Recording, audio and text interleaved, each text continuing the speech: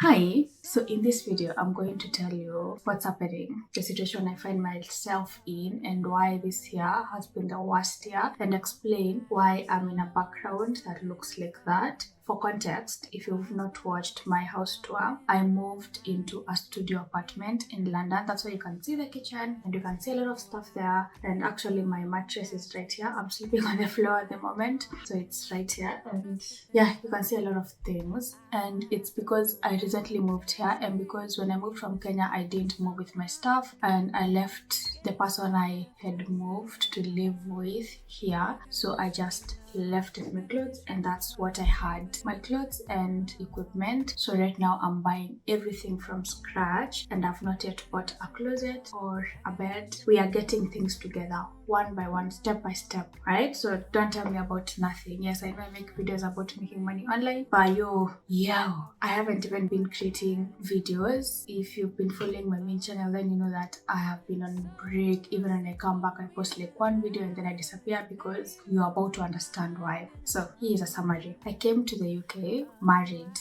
Came to the UK because I married my partner who was living in the UK, and I came to join him. But right now, as we speak, today is the 19th of November 2023. I am currently going through a divorce, so I am single and I live alone. I recently moved into this apartment alone. Now, I was here on a spouse visa, but now I have permanent residence. That's the summary of this whole thing, and I want to walk you through my journey so you can understand how we got here. And please just bear with me. It's been a long few months, like since February. Life has not been going the way I wanted it to go this year, and lots of things have happened. So if I sound a bit mixed up or if I get emotional, I'll try my best not to cry. I find it weird, but if I do, please bear with me, right? Let's dive into it. Just realized my hair was looking super crazy. I brushed it a bit. Yeah, dreadlocks. So I met an amazing guy in September 2020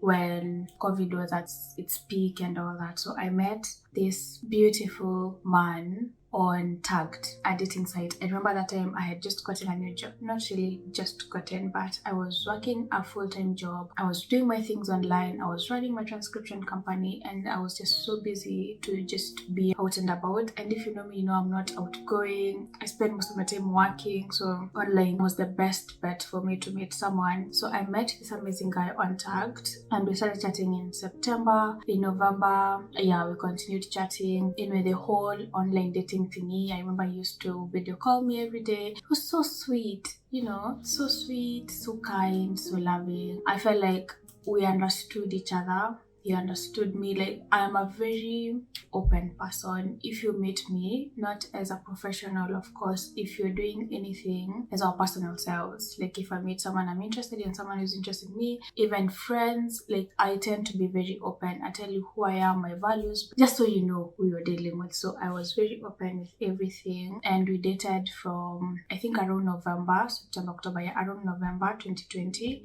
till when he came to Kenya. He came to Kenya in April 2022. So that was about almost 2 years of dating online without ever seeing each other. But trust me, we were calling almost every day. There are just a few days I can count that we didn't video call, and he used to call me more than I did call him. It was just a very healthy relationship. I think at this moment I need to sit down and ask myself what a healthy relationship looks like to me, because now looking back at it, I'm like, girl, you're a smart girl. What happened? Anyway, so we came to Kenya in May 2022 for the first time, and we spent lovely 6 weeks together. I remember one or two things happened that were not sitting right with me during that time, but obviously you cannot judge someone in a span of 6 months. Anyway, at that point, they were just things that happened that I was uncomfortable with, and they were looking very isolated. So I kind of brushed them off. They're kind of sexual, I remember. But yeah, let's not go into the details. We got married in May, on the 19th of May, I remember vividly. We went to the Attorney General's office because I'm not that big weddings kind of girl. So we went to the AG, we got married. My sister was there, his mom was there, my little niece was there. So it was just my niece, my sister, his mom, me and him. So we got got married. I remember we went to Masai Mara after that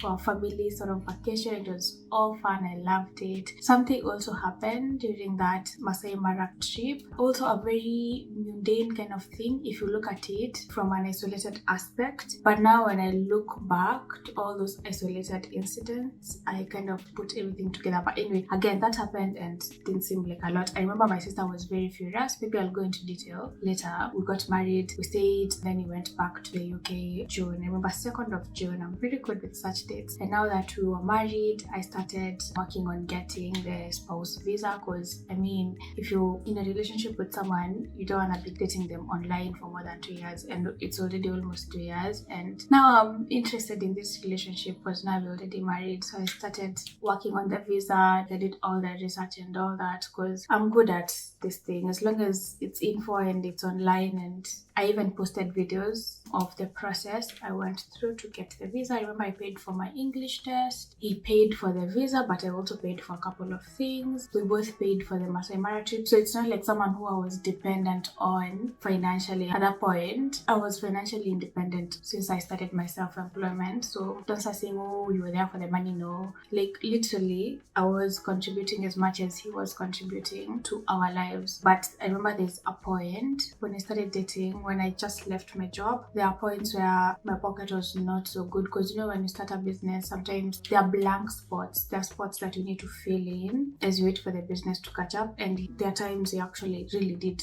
come through for me financially, even times that I did not ask for it. I'm not very good at asking for help or for money, especially money. Even when I didn't ask for money, I remember I'd just wake up, maybe I'll tell him, oh, my budget is a bit disturbing, but I'm just trying to work everything out, and then in the morning I'll wake up and I'll find money in my account. Anyway, so he did help me out sometimes when I asked for it and when I did, which to me showed me that he was a good guy. And another thing, before he even came to Kenya, that really made me feel like we just connected, and he was a kind guy. I remember one morning I woke up and I was feeling so sad. You guys know that I do not have parents, so my mom passed on when I was 16. I was living with my stepdad who worked out on us when my mom passed on, and I never met my dad. And I was feeling so sad because I was missing my mom and I was just crying. And I remember I called him, and it was early because I think in Kenya we're usually 3 hours early, so it was very early for him. But I called him, and since he used to work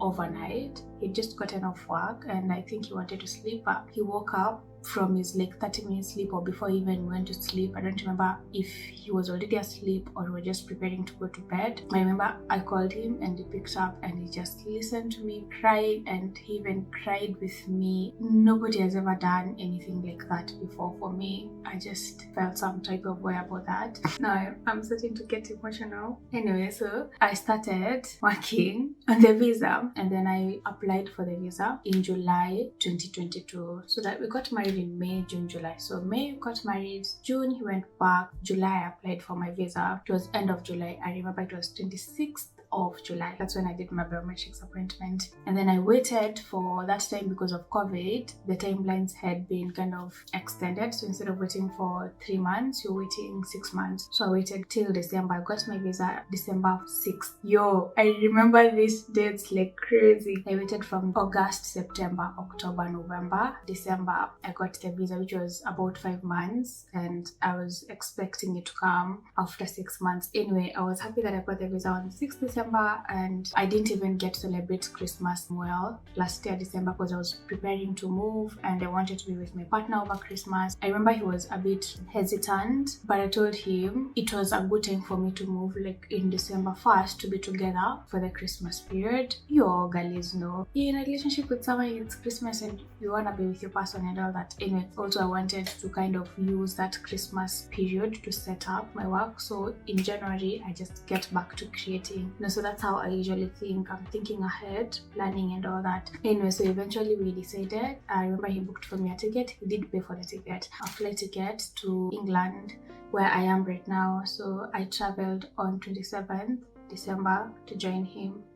Yeah, that was my first international flight, by the way. I was so excited. I had literally prepared for that particular travel day for more than 6 months. Since he left in June, I was working towards that. And if you've done the sports visa application, or if you know anything about it, you know that it's pretty heavy. It's a heavy application and there's a lot that goes into it. Anyway, so finally I landed in London on the 27th of December. I landed at 7 a.m. So my partner was waiting for me, of course, and then we left London because we were living in Bristol, so it's like a 3-hour, close to 4 hours bus ride. And we got to Bristol. I remember apparently the house was not ready because he had just bought a house and he was looking for a pipe to fix the toilet. And oh my god, I don't know how people who've landed in the UK get to kind of experience their first day, but mine was literally shit. At that moment, it didn't really matter, but I remember I got rained on. We were walking. I am carrying those 3 suitcases that you can see, and a bag and my backpack, and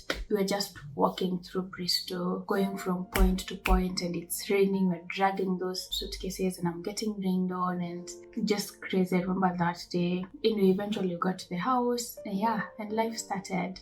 So things were pretty normal. By the way, if you're liking this video, please give it a thumbs up and subscribe. We are taking this channel to the next level, you guys. Yeah, we are not playing this time. Anyway, so life was very normal. We started the year. I think it goes without saying that we didn't do much of celebrating in December or 1st of January, because I learned that my partner, although he had been here for like 3 years, going 4 years, just didn't know a lot. He was working and he had never been to London. Like, he had been to London like twice. He didn't know how to use the train. He had not been to many places in Bristol. So you see, like, I just imagine I'd come and my partner would tell me, because I had told him I want to see the Christmas decorations in London, but I just realized there's a lot going on and he doesn't know that much. He's not the best person to kind of show you around and tell you things to do, and because he doesn't know them himself. And I remember our first fights were he expected me to kind of lead the way in places to visit, what to do in England, and I'm like, bro, I am new to this country. I am looking up to you to help me navigate. The way he came to Kenya and I helped him, I expected for him to kind of just hold my hand and show me places and tell me things and guide me. But I found myself just doing all the research for myself, getting things done by myself and asking him for help. I remember that was one of our first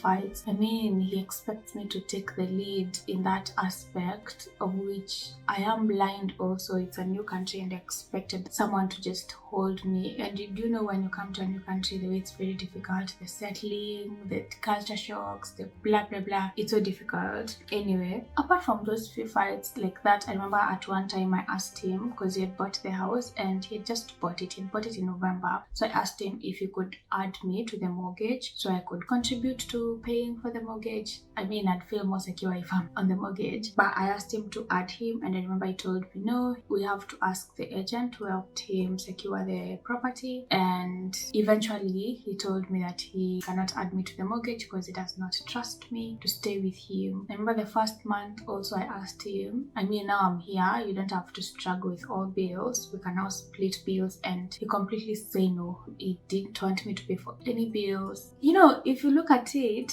from a different angle, you might think, oh, that is so cute. I mean, that man does not want me to pay for anything. I'm gonna use my money for me. But for me, I felt like he didn't want me to have any control. So he just put me in a position where I am just receiving and not giving. And me, I'm not that kind of girl. I'm not just gonna sit down and let people take care of me. One, because I'm used to taking care of me. Two, because I wanted to contribute. This is a partnership. It's not a parasitic relationship. It's supposed to be symbiotic, if you know what I'm talking about. That didn't sit right with me. But at first, I mean, I was happy with it. I'm gonna save my money. But the more I thought about it, the more it just didn't sit right with me. Anyway, that is the first month. Just a few things that I didn't like. I might mix things up at this point, but bear with me. So I remember things that he used to get worked up about were, so he would walk around with a running nose. Like, I know it's a cold country. I was new to the country and my nose was always full. Like, I would always walk around with a hanky because I'm blowing my nose. Have you ever seen a child who's walking around with mucus just dripping down without a care in the world? And it's just so disgusting for me. I don't know, how do you guys find that? Because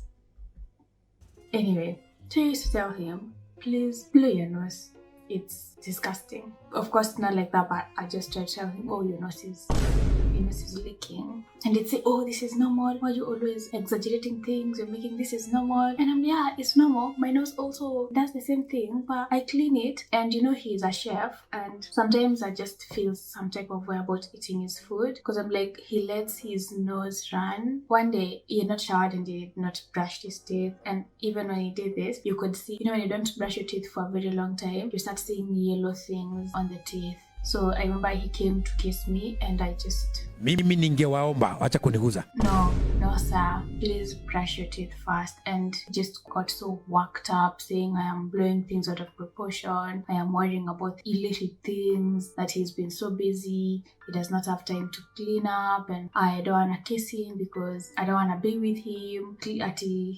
My Swahili has kicked in. I was saying that what I'm doing is showing him that I married him because I wanted him to bring me to the UK. And I'm like, I understand that you're supposed to marry people with their flaws and all that. And that is not the problem. The problem is, every time I told him something, I'd say it in the kindest way possible and he'd just pick it and make me the problem. And he'd say, oh, you're getting worked up too quickly, you're worrying about little things, or you don't love me, or you're doing this, whatever you think you're right but you're wrong. Like, he just sort of gaslight me, and that situation would leave me feeling worse than I was feeling. And another incident I remember vividly is one day he was sleeping on the couch in the morning. He had just come from work. Like I told you, he works overnight and sometimes he'd sleep on the couch. So I had just come from upstairs. I went into the kitchen. He was sleeping. I was doing the dishes. So suddenly I had someone come behind me and I got startled. I said, oh, you've startled me. You see when someone startles you and you jump a bit,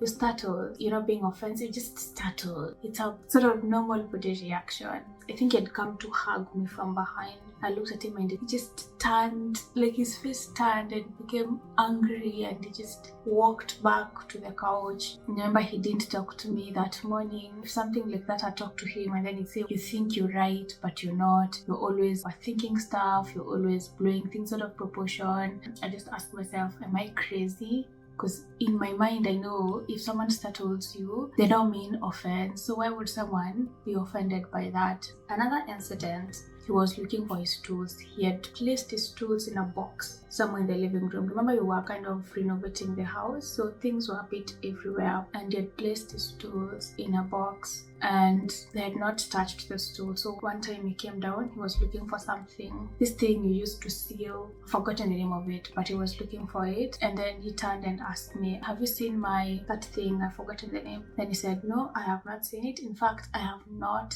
touched that box. And then he turned around and I was like, I've not asked you if you touched that box. I asked you if you'd seen it. And I'm like, what is wrong with you, bro? I just told you I've not seen it and I've not even touched that box. And he was like, oh, you don't even want to come up and help me fix the house. First, he's changed the topic and now I'm the problem. You've not even asked me to come up and help you fix the house. And then he tells me, I told you I want you to be there with me when I'm fixing the house. And I'm like, but I have work to do. And if you need me to help you, particularly with something, then ask me about it, because I'm not a plumber. I'm not a plumber and I won't know when you need help. Remember, I was helping. When he was doing something that I could help with, I was helping. If he called me up to help him with something, I would leave whatever I'm doing and go up and help him. But on this particular day, he had just gone to fix the bathroom and I was busy doing something on my computer. If he had called up to me, I would have gone. But now I'm calling him out on something. Why he's getting so angry with me and shouting at me? Because I told him I've not seen his tool and now he's changed the topic and telling me I'm the one who doesn't want to go help him. So another time he was still working on the bathroom and something went wrong. And I remember he got so worked up and saying, oh, I'm cursed. Why do things always go wrong? And I remember at that time he called me up and said, you see, this would not have happened if you were here with me. That if I was there with him, I would have told him when he did something wrong. Remember, whatever happened was his mistake. But mistakes happen. Now he says he had told me I should always be there with him to tell him when he does something wrong. And I'm sitting there, I'm like, bro, I'm not a plumber. I don't know anything about fixing houses. In Kenya, you call someone to come in and fix a screw. I never imagined that I'd be fixing anything around the house until I came to this country. Now he's telling me I'm supposed to tell him things so he avoids keeps making mistakes, and I'm supposed to be there with him every time he's working on the house. And remember, he works at night, so during the day he used to go to work in the afternoon, so the mornings he'd fix things around the house. Me, I work normal days from morning to evening, and I needed time to work, and I was getting back to the work and all that. So those are some of the things that happened, and as little as they sound, they had started happening often. So it went from twice or thrice a week to like every day. So every day something is happening, and the worst part, when I tell him about it, I tell him, this, whatever you're doing is making me feel a certain way. He'll tell me, no, you think you feel that way, but you don't feel like that. You're always wounded by my words. I don't mean you to take them the way you do. Like, when I say something, it's not because I want to hurt you, it's just the truth, and I will not change because that's my nature. Every time you called him out on something that makes you feel a certain way, trust me, I'd leave that place feeling even worse. And this went on. A lot of things happened. I'm not ready to talk about the sexual abuse thing, so let me just focus on things that I kind of feel more confident to talk about. So I remember when these things were happening, they were disturbing me. So I even started therapy in Feb. I said, maybe I'm the one who does not understand this whole thing, but I'm the one who needs to work on myself to kind of approach things better, to know how to talk to him. Let me fix me. So first I had asked him if he wants to do couples therapy. He said no. So I said, I'm gonna get therapy for myself. I started therapy. My therapist was nice. I'll tell her everything that was happening. And I remember she'd tell me, things will just get worse, Tess. I was like, what's she talking about? Let's just fix me, so I can tell him things better, so I can react better, so I can think better, so I can stop looking like I'm crazy. I tried telling him we do therapy, couple therapy, and he'd say he's okay. His mind is okay. He doesn't need therapy. He doesn't need anyone to help us. We need to talk our issues out. And when we talked, it was the worst thing ever. He would never apologize. He would never accept that he did something. He would always turn it around. It's my fault. Like, talking was the worst part of our relationship. So I remember one day I convinced him and pushed him until he agreed to take sort of a first couples therapy call. We see the therapist online, and he was asked by the therapist if he's willing to go ahead at the sessions, and they said no, the charges are too high. So the therapist said, you go think about it, send me an email. So after that initial therapy session, he just said he doesn't need therapy. That's money he does not have. I even said I'm gonna pay for the therapy, but I realized, why pay for something if the other person is not interested? So I just continued with my therapy, and homeboy just continued being him. Every time I told him something, he'd say, my feelings are wrong, my thoughts are wrong, I think I know this but I do not, I think I'm thinking like this but I do not, it's his nature, he speaks the way he speaks, I'm the problem because I choose to get hurt by his words, I need to fix me. And it went on and on and on, and every day something is happening, and it got to a point where I'm just quiet. I'm quiet because I do not want to say anything, because if I say anything, we are gonna start the whole argument again. We're arguing almost every day, and the worst part, if you're not arguing in person, he will be at work, he will video call me. If he's not video calling me, he's texting me. Like this thing I was doing where he keeps texting me almost every minute. How are you? What are you doing? Blah blah blah blah blah blah. So I stopped talking, and then he started complaining that I'm not talking. I do not want to talk to him. And like, when we talk, it becomes a whole thing, and I even feel worse than I feel. So why talk? And then he said, but if you don't talk, how are we gonna fix this thing? We've been talking and nothing has been happening. It just gets worse. It got worse and worse. I remember one time I told him I need some time. Part of the sexual thing that was happening is that I tell him I need space. I don't want to be touched. I don't want to be kissed. But he just come and touch me anyway. No, let me not even go into that. Let me just not go into that.